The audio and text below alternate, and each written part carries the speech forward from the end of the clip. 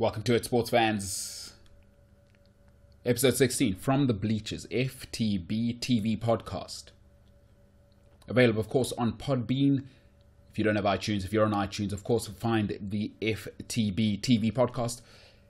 And we will give you all the latest updates when the latest podcast is out. We'll do that for you, because I'm a good guy. That's what I say anyway. Welcome to it, sports fans. Another great day in sunny Cape Town. My goodness, blistering hot again. It is summertime, so if you're not in Cape Town, welcome to it. It's been an awesome day. Another one of those, of course, the aftermath. Jose Mourinho is gone. It is official. Ole Gunnar Solskjaer, the super sub, is in. We'll talk a little bit more about Manchester United's manager options and what can Manchester United do going forward. We're going to talk about that a little bit. We're going to talk about my view on Maurizio Sarri. I'm, of course, a Chelsea fan, and what I think of him staying beyond this season and what he's done so far in his first season. We'll finish off with a sport I love that I've been watching since I was about 5 years old. My family's been into boxing forever. I've been watching boxing forever. I love it. I am an absolute nut for it. Love it. I understand it probably better than I understand most sports. In fact, I think it's football and it's boxing for me. Love other sports, but in terms of the intricate understanding, it is a sport I love. And I'll let you know why I am more excited than I have been since the 90s of boxing. I haven't been this excited since the 90s. That's 20 years. In fact, probably more. 25 years since boxing's been really, really exciting. I'll talk a little bit about that. So we're going to start, of course, at Old Trafford. It is still the aftermath. It is still the aftermath. Jose Mourinho has officially been sacked. No matter how you found out, Ole Gunnar Solskjaer is in town. So, I try to look at it this way in terms of Man United's new manager options. All right? Let me put it to you this way. We all know this guy. I'll talk from real life experience. I always like to do that. We all know a guy who after high school, he went on to date a girl in the first year of university and date her forever. For 10 years, they studied together, they stayed together, and stayed together another 4 or 5 years after university. They get into their careers, successful, maybe even move into an apartment together. So they'll share an apartment, and all is good. But about 10 years later, it comes that time where she wants commitment. He's still living his best life. And they have to go their separate ways because she wants to start perhaps building a family.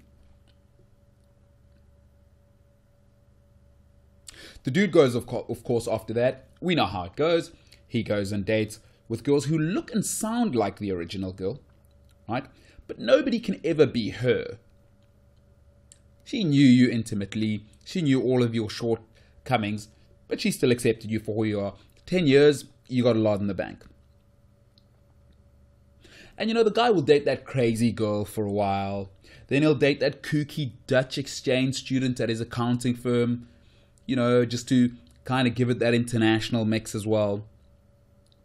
But she's not quite right for him. He had something for 10 years, which was right for him, but he didn't realize it at the time. And the quirky Dutch girl at the office just isn't right for him. Then we always let our friends go here. This is where we make the mistake.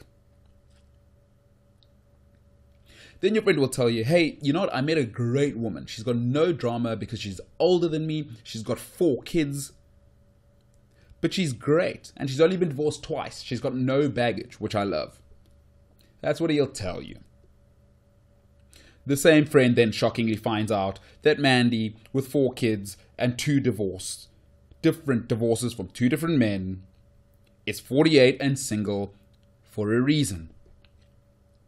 She's not easy to live with, and she's stubborn. 2 divorces will do that to you. But your mate will tell you, oh, I thought you would have no baggage. I thought it would be easy. But it wasn't. People are single for a reason. It's not a coinky dinky, as they say.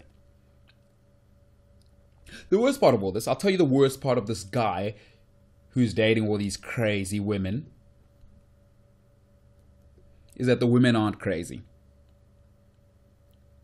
The worst part of all of this is that, the girlfriend of 10 years is friends with the group, and she keeps popping around every now and then to the barbecues with her new boyfriend, and they have a baby now on the way. They're happy. Their careers are going to another level. And the new boyfriend's great. Everybody loves him. They're happy. They're adults. Original dude number one, who just couldn't grow up and get it together, is miserable. He won't tell anyone he's miserable. He won't tell anyone he's resentful, but he's miserable. Now, as all good mates do, actually really awful mates, but let's just say, for the boys' club, as all good mates do, we of course exacerbate the problem by sympathizing with our mate. You tell your mate, you're great, all the other girls are crazy. They don't appreciate you. The 5 girls that have broken up with you post your girlfriend of 10 years, they're all crazy. It's not you. Dude, the reality is you're the problem. You need to fix yourself before you worry about getting some girlfriends. When you've had a great partner for a long time, right? Unfortunately, you only realize it when that partner is gone. And all the shortcomings of the people after a great partner are massively exposed as you reflect upon the old relationship.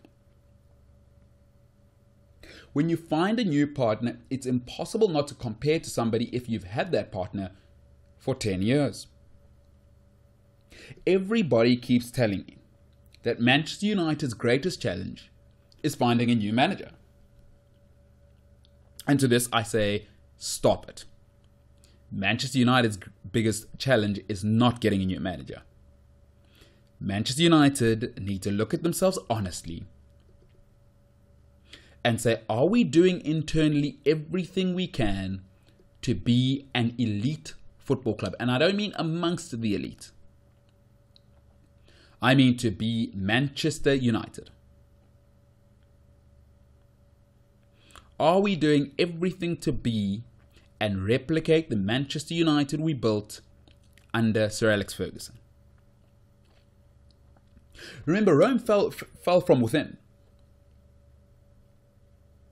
Right, if you don't believe me, let's take a look at the signings post-Fergie. Right, so this has nothing to do with any managers. This is all on the board, right? The buck has to stop somewhere. Somebody has to issue the check for the manager to buy it. And in big business, I've said it before, the CEO or whoever owns the most money in the operational sector, the money he earns, Ed Woodward, it tells you who to blame. So let's take a look at the signings post-Fergie that make Man United, the real marquee signings. It's been a total of £652 million. Mata, 37 million. Fellaini, 27.5 million. Di Maria, 59 million. Rojo, 16 million. Shaw, 27 million. Herrera, 29 million. Martial, 35 million. Schneiderlin, 24 million. Depay, 25 million. Pogba, a whopping 89 million. Mkhitaryan, 30 million. Bayu, 30 million. Matic, 40 million. Sanchez, lost Mkhitaryan for him and 30 million on top of that. Lukaku, 75 million. Lindelof, 31 million. Fred, 47 million. £652 million spent. Now listen, I look at it this way. Moyes failed.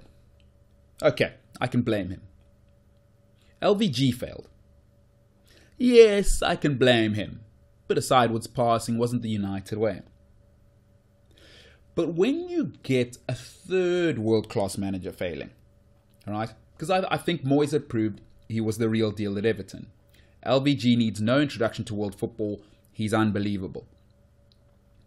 Don't have to love his style, but what he did with that Ajax team has never been replicated again.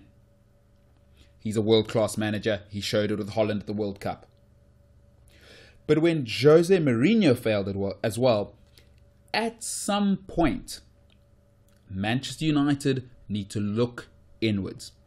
You're the guy who keeps calling all the girls outside crazy, but you can't date 10 girls and they all leave you and you call the girls crazy. There's only one common denominator here. That is Manchester United and the club and the board. 3 great girls don't leave you in a row, buddy, and it's their fault. That's on you. You're the common denominator. And something quite embarrassing, we can already see what the problem is. If you look carefully, look at how this transition to Ole Gunnar Solskjaer was handled. Already it's been amateur hour. Already it was leaked in a video before it was officially announced. It was leaked in the subtitle, and Ole Gunnar Solskjaer was referred to as the interim manager before the club had officially announced it. Now, it might not sound like a big deal, but for a juggernaut like Manchester United, where PR is everything, that is amateur hour. And we can keep trying to blame the individuals, but those individuals are employed by somebody. The standard is set by somebody. That standard is set by the board, and the man who leads the board is Ed Woodward. Everybody keeps telling me, right? Everybody keeps telling me, Man United must get one of 2 managers. Pochettino or Zidane. It's Pochettino or Zidane, right? That's what I keep hearing. My reply to all of you is, why on earth would either one of those guys want this poison chalice? Great club, not a great job right now. Remember, the managerial career is so short. Ask David Moyes. Within 18 months, he went from managing Manchester United to being fired by Real Zaragoza. And let me tell you why these 2 managers would be scared of this job, and why I wouldn't take the job in a million years. You see, what Manchester United don't realize, and Ed Woodward don't realize, and the board don't realize, is that by sacking David Moyes 10 months into the project, by sacking Jose Mourinho in the middle of the season, 2 of the last 3 managers post-Fergie have been sacked during the season. No big club can afford to do that and call themselves a big club. That doesn't happen at Bayern Munich. That doesn't happen at Barcelona. It very rarely happens at Real Madrid. And they are on a managerial merry-go-round. It very rarely happens at the top clubs. And even if it does happen, Real Madrid, it does happen. But very rarely. They generally fire the guys at the end of the season. Even if he wins the league, they sack him. Bernd Schuster, do it, sack him. Awful. Scolari, sack him. Excuse me, Solari was at Chelsea. But Real Madrid will sack at the end of the season. Manchester United's way has always been stick with the manager, stick with the plan. Stick with the manager, stick with the plan. Last 2 managers post-Fergie sacked during the season. What happened to the club which did things the United way? What happened to that club? And I'll tell you what's happened is that Man United are caught between 2 different philosophies. Man United are trying to follow the Real Madrid, PSG, Chelsea model, where the club is built around star players and the players have all the power. But the club has always been manager-centric for 27 years. And you can't just flip a switch, because the inner workings of the football club have been built so that the manager can make the decisions and everything must run through him.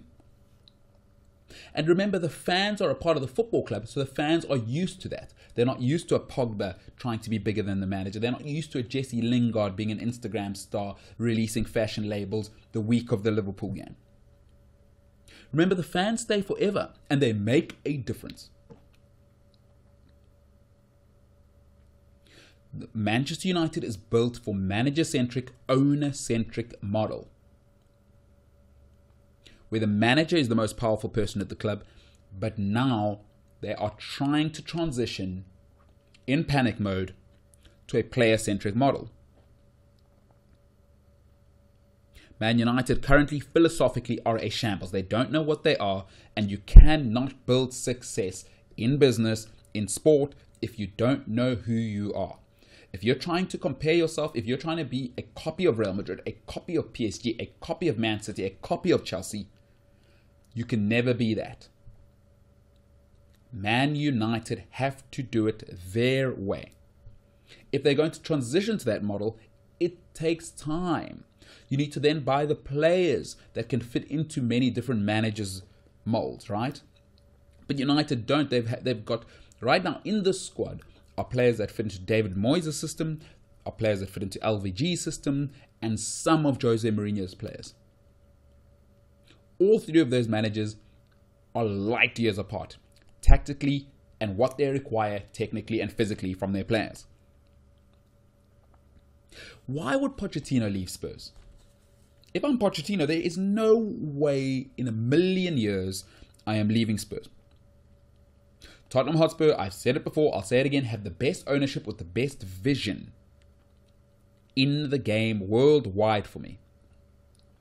The next 10 years, no matter who you are, Spurs are going to be a juggernaut whether you like it or not. If I'm Poch, I hold my nerve, and I tell you what, he's got the best owner in the world. You know what I see? I see a young, strong, aggressive manager with a cool operator, owner, and CEO. That reminds me of the Gill and Fergie combination. Doesn't it remind you of that? Young, energetic, aggressive, and a tactical supremo in Pochettino, and the guy who does all of the backroom work silently and is never in the press. David Gill used to get business done, and before you knew it, Man United had their 3 new signings. By the end of the season, nobody's even heard about it. Fergie could just focus on the football team. And what Fergie had was ultimate power at the football club. Pochettino seems to have that right now. He promotes the youngsters. The roster is always whoever he wants. To have that sort of power at a top 4 club in England hasn't happened since Wenger. Fergie retired, Wenger had it last, but it's never been replicated. Poch is in the sweetest spot possible. Zidane, for me, can only ruin his reputation at Manchester United. There is no gain for Zinedine Zidane. He's already won 3 Champions League titles. We know Pep Guardiola doesn't like to last forever, so Man City's job will open up, and of course that's a better model that replicates that Real Madrid model. Chelsea will need a new man soon. That's inevitable. Roman Abramovich doesn't let guys stick around for long. Both very similar models to Real Madrid. And the ultimate dream for me, I would say, for Zizou, before he goes and manages the international team, would be PSG. Could you imagine if he brought the Champions League home? He replaces Platini as the god of football in France. And the Tuchel thing's not working out. Trust me, I've seen all the reports in the French papers. It's not working. Surprised if Tuchel is there end of season. I'm backing Zizou to be the new PSG guy before the lights turn out. Man United need to be honest and look at themselves and say, what's the plan? What's the United way? If they do this and realize they're not elite currently as a football club, the brand is always big. Ed Woodward is a master of the economic deals. But if they have a look deep down in their souls, they'll realize they have lost their way. And I believe if they're honest with themselves, they'll realize Man United will realize there is only one option from here if they're going to do it the United, and I use that in inverted commas, the United way. Eddie Howe is the only logical option from here. It'll be bumpy for 2 seasons, but you'll have attacking football and a British manager for the future. Regardless what happens, remember Fergie went 5 seasons before that first title, and the rest is history. Let Eddie Howe build a Man United team in his mold. Give him the backroom support, allow him to build and just coach the team. Focus, build a strong boardroom, allow Eddie Howe to do what he's done at Bournemouth with better resources. What you'll have then, right, is swashbuckling football, and you can see he promotes the youngsters, and everybody knows. Let a talented manager be around talented players with high expectations, and trust me, that's the model. That's how the All Blacks do it. That's how everyone does it. You get the coach, you get the talent, you let them stay together. Zidane would be short-term. Poch would be short-term. We know that. Poch wants the Barcelona or the Real Madrid job. You know what the Latin guys are like. That's the dream job for them. As soon as those two come calling, Pochettino will go. Zizou just isn't in it for the long term. We know he'll want to do a PSG, and then of course we know that the French team will be calling. In how you get the guy who wants to stay here, and you can imagine following this, it's the England job. Any appointment but Eddie Howe will tell you that Man United are not self-aware enough because they've actually compromised their own principles, right? And that's from within. And you can see because they're blaming all the managers all the time. It's never their fault. Like the guy who keeps blaming everybody but himself. Man United needs to take stock before dating anyone. What's happening within yourself, Man United? If they get the next appointment wrong, I think they're guaranteed a decade, another decade from the very appointment they make next. If it is not the right appointment, I guarantee a decade of no trophies. Because then you are digging the hole so deep and allowing the mediocrity to seep into the club so deep that you become a Liverpool, you become an Arsenal. The rot will have set in. What is clear to everybody watching is that the theatre of dreams is now the swamp of nightmares. Get the next appointment wrong, and it is a decade of misery. Oh my goodness. Speaking of misery.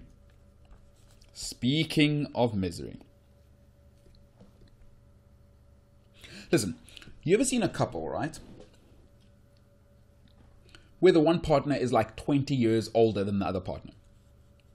And everyone's like, oh, they're great together. Like, I hate to be the voice of reason. And whenever I'm the voice of reason, we know we're in trouble. And I hate to tell the 50-year-old dude, like, hey guy, the 30-year-old wife, girlfriend that you've got, it's a disaster waiting to happen. Dude, she wants to go hiking, stand-up paddling, kayaking, and try a new restaurant all in one day. Now, forget about the age gap, right? That's like one thing. That's its own thing. But there's also a changing world that the 20-year separation, the generational gap brings to the table, right? The world's changing outside. And when change happens to young people, they want to explore it. Instagram, Twitter, Airbnb. That's how people are living now. Nothing is constant anymore. Change is the normal now. Change and old people is like oil and water. Old people hate change. 50 is not that old, but it's old enough to be calloused, to like things your way. A 20-year gap between people is not going to work. Listen here. As a Chelsea fan, personally, I've seen enough of Maurizio Sarri to tell me no matter what, he will not change the system. He is unable to change the system, not because he doesn't want to, because he's old. He's old. Old people don't like change. I'm not telling anybody news here. Brilliance is shown in adversity, not when things are going well. In adversity, when things are going badly, are you able to lead the charges? Sarri has been abysmal when things have gone against Chelsea. Quite abysmal. Nothing short of abysmal. If anybody hasn't seen that, rewatch the following games. Listen, to me, it's so clear. It is so clear why Napoli couldn't win a title in Italy. Sarri has no plan B. Let me take you through it. Let me take you through it, how I know. I've seen enough as a Chelsea fan to say Maurizio Sarri must go at the end of this season. In the Tottenham game, Chelsea was 3-0 down. He takes off Morata, right? A striker for Pedro. And then Barkley is a straight swap for Kovacic in the middle. This is at 3-0 down. So at 3-0 down, after 58 minutes, Chelsea didn't have a registered striker, right? A recognized striker on the pitch. What? Except the crazy part is Olivier Giroud is on the bench. Let that sink in. So, Sarri, though, wasn't done with the madness there. 76 minutes into the game, Giroud comes into the game for Willian, an attacker, at 3-0 down. Chelsea was 3-0 down, right, for half an hour and finished the match with Conte, Barkley and Jorginho on the pitch. That's three defensive midfielders. Barkley at best is a deep-lying playmaker. He can break a bit, but three defensive midfielders on the field and you were 3-0 down. Sarri played 4-5-1 and finished the game 4-5-1 at 3-0 down. Let me take you to the Wolves debacle. At 2-1 down, right? So Chelsea were 2-1 down with 27 minutes regulation minutes. So let's call it half an hour. And Sarri replaces Pedro with Willian. Giroud replaces Morata. And Kovacic replaces Conte. What you'll notice there is all of those are straight changes at 2-1 down. At no stage is he going more attacking, changing the shape, putting a different type of midfielder on. Maybe I could understand if you had a Loftus-Cheek on for Jorginho. If you're bringing Pedro on for Jorginho or something like that, you're changing the shape. You're saying we're having a go. If anything, actually, in that game, Kovacic for Conte is a defensive sub at 2-1 down in the 77th minute. Conte can at least get in the box. Kovacic is a slick, deep-lying playmaker. It's a defensive change in the 77th minute. You don't need to be making a tactical change to dominate the midfield. You're 2-1 down. Chelsea in both games, right, in the Spurs and the Wolves game, were down, let's say, for 30 minutes. And finished the games, both games, with the same formation which they started the game with. At no point did the formation or the tactics get more aggressive. The press didn't get higher, and the formation didn't change. No two strikers on, no maybe three attacking mids on at the same time. Chelsea finished the game with the same formation that they had, and they were behind for half an hour in both games. Nobody can explain that to me logically.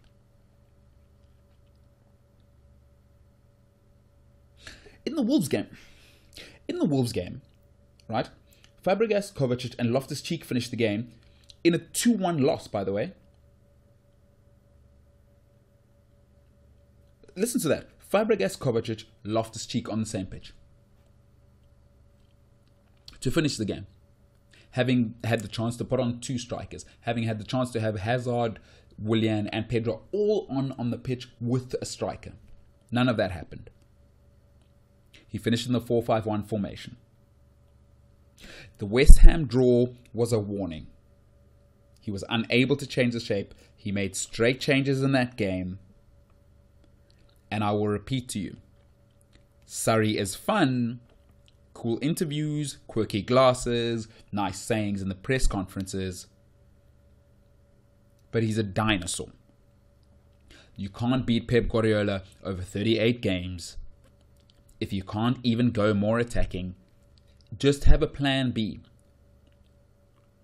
Pep has 4 formations that I've seen this season already. 4 formations. You cannot beat Pep over 38 games if you cannot change. Listen to me. Unfortunately, Maurizio Sarri, he's fallen into the Arsene Wenger category. There's only plan A. And it's what happens with old people. They don't like change. They don't know how to change. It's the classic, we've always done it this way. If Chelsea don't sack Sarri, they will definitely sack him in the middle of next season, I guarantee you. He is an analog manager in a digital time. Hey, you know what's great? You know what's super great?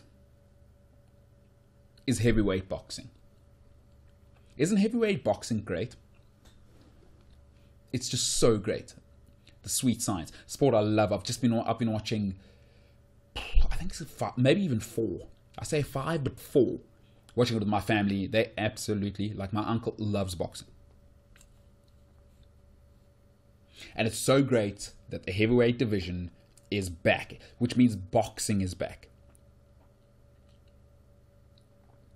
But I want to talk about what happened last weekend, and I'll get into why boxing is back. Man, I love boxing. I love heavyweight boxing in particular, but I love boxing in general. Let's be clear. Tyson Fury was robbed. It was blatant. I've seen the fight 3 times now, and I've watched it clearly, rewatched rounds. I don't even care about the stats because it was such a low punch fight.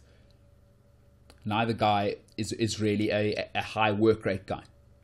Tyson Fury is awkward. He tries to tie you up. It's what he did to Klitschko. He's awkward. He's got tremendous technique. He rides the shots, and so he never gets. You can never smack Tyson Fury. You can never land the big one on him, which Deontay Wilder struggled to do throughout the fight.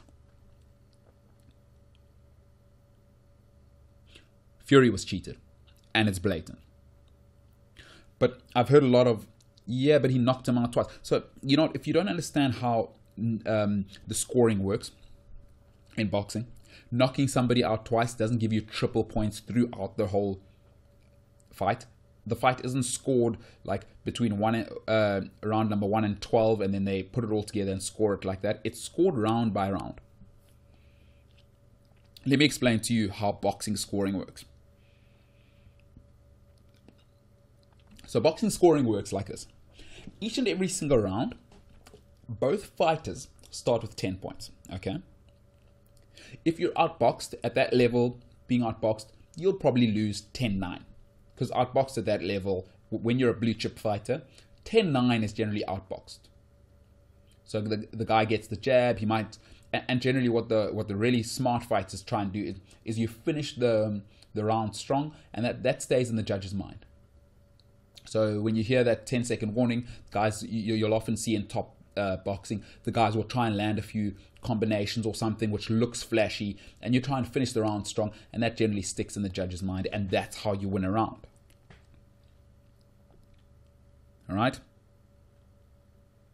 So in the blue chip fights, you'll see a lot of 10-9. The guys are too good to be completely outclassed, and it's just impossible to outbox a guy and get a knockdown score of 10-8. So a knockdown gets you a 10-8 score. That is the widest it can go, unless you knock the guy out twice, or you absolutely take it. Unless there's an absolute gulf in class, a 10-7 is very, very rare.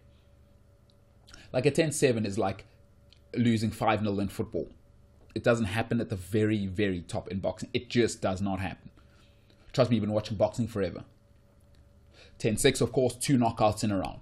Very rarely happens, because generally if a guy gets knocked out twice in top boxing, especially in heavyweight, twice in 1 round, he doesn't get up from that. Cruiserweight, light heavyweight, heavyweight, if you get knocked out twice in 1 round and it's a 10-6 round, you're out of there. The ref's counting you out.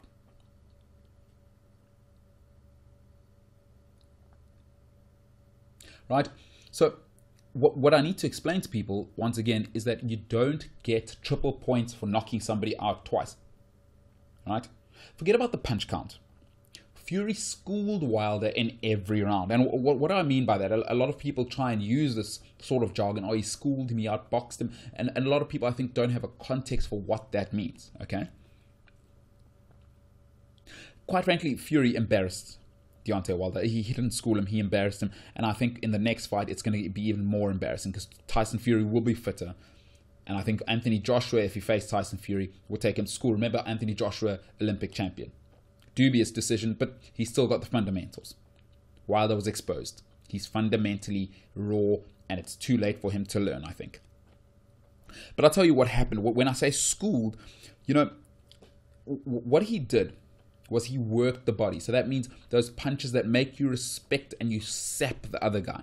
So you'll always hear guys, the trainers, if you listen carefully in big boxing fights, you can actually hear the corner is go to the body, go to the body. And what you want to do by that is you want to make him kind of flinch. But what it does when you go to the body is you sap him of stamina.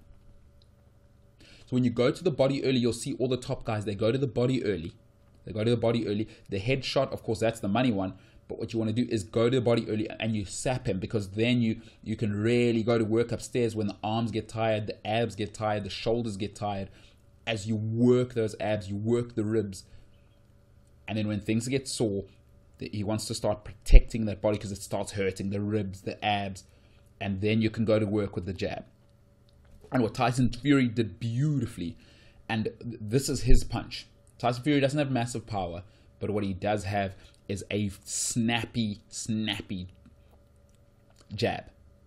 It's got serious snap. And what that does, a man that size, is he makes you respect it. And what that means is you can't come inside for the big shot. So that uppercut that Wilder's looking for, or if he's looking for that big haymaker, he doesn't get to wind it up, because as soon as he's winding up, Fury's in there. Bang. On the jaw, on the eye, to let you know he's there. And what that does is then you have to engage at his range instead of coming inside, which Wilder clearly wants to do. And I think more frustratingly for Deontay Wilder, once again, Fury's awkward. He was riding the challenges. And what does that mean is, you know, the really, really top guys, as they see the punches coming, is you absorb and you work the body or the head to go with the flow of the punch. So the punch, although the guy's punching with his full ferocity, he doesn't get that resistance from your head or your body. And that saps the other guy as well. Tyson Fury's got world-class movement. My goodness, he moves like a middleweight. That is his strength. That's how he beat Klitschko. But he truly took Wilder to school, and it was absolutely embarrassing. Fury is technically sublime. Love him or hate him, he is sublime. I'm not going to apologize for the sweet science. It's unashamedly corrupt. It is unashamedly corrupt. I'm not going to sit here and try and pretend that it's a clean game. It isn't. If you don't know, the nights before a big fight, all the judges will go out to dinner. If you haven't seen Teddy Atlas's interview, I think it'll be great to see that Joe Rogan podcast, where he talks about how it's possible for the promoters to pay the bill at the end of the night. They go and dine with the judges. Could you imagine that? Could you imagine Ed Woodward dining with a match referee for a Liverpool game and paying for the bill in public? Everybody can see it. So the big promoters take the judges out for dinner the night before the fight. Boxing's corrupt. And I'll tell you how I know it's corrupt. Listen, for Alejandro Roshin to suggest that Wilder won by 4 points is beyond scandalous, right? That's a 9-point swing, right, from one of the other judges, and 4 points off the judge who gave the draw. I mean, come on, guys. Come on. You can't have two guys that close together and then a guy's 5 points. It's a 5 point or a 9-point swing the other way and a 4-point swing past the draw. I mean, that's scandalous. Fury should have won that, and it's embarrassing. But you know what? Boxing lives of controversy. We saw Golovkin get robbed blatantly twice, and we've seen how they've moved Canelo to become the golden boy. He is now on DAZN. He's the new guy. He's replaced Floyd Mayweather, and I don't think they could afford him to lose. We know that. but I still love boxing because controversy is a part of it. Remember, boxing for a very long time was run by the mafia. I'll talk a little bit more about that in another podcast. Boxing has a fantastic story and a link with the underworld, and it still happens today. Let's not be blind to that. Boxing is corrupt, and nowhere is it more corrupt in America. But I'll tell you what, the positive news, why I say boxing is back. Wilder, Fury, Joshua, Dillian White, they're all quality, and now they can't avoid each other because everybody has to fight each other, and they're all going to be in their prime for another 5 years. And what I love about it is none of them are unbeatable. None of them are unbeatable. Fury doesn't quite have the power to knock anybody out. He's awkward. Anthony Joshua isn't as sort of technically tight, but he's got a hammer right. But he can be beaten. Klitschko knocked him out. If you're willing to engage with him, if you're willing to step to him, Klitschko put him to the deck. Dillian White, of course, I think we saw against Joseph Parker. Technically, Dillian White is horrendous, but he has heart, and you can't beat that. And there's the new man on the block, big baby Jarrell Miller. He is on his way. He is 6'3" of trouble. He's a quality boxer. I love a big boxer with a jab. Man with range who's got the solid jab.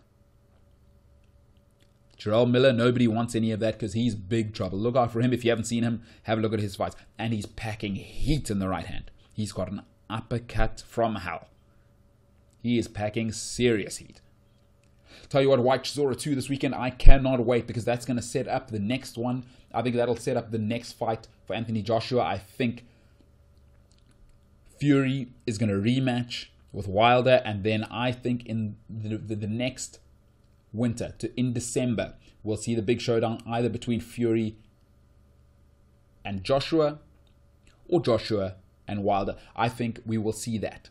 Joshua wants to unify the division, and I think Fury will beat Wilder in the next fight. And then in December, we will get our wish. Either September or December, we will get our wish.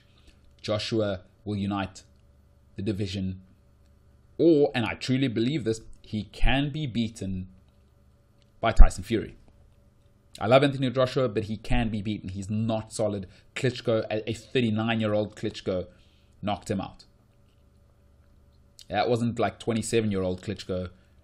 Joshua has holes in his game. Listen, Mayweather and the small guys are great. Don't get me wrong. The small guys are great, aren't they? Especially for somebody like me. I love the technical side of boxing.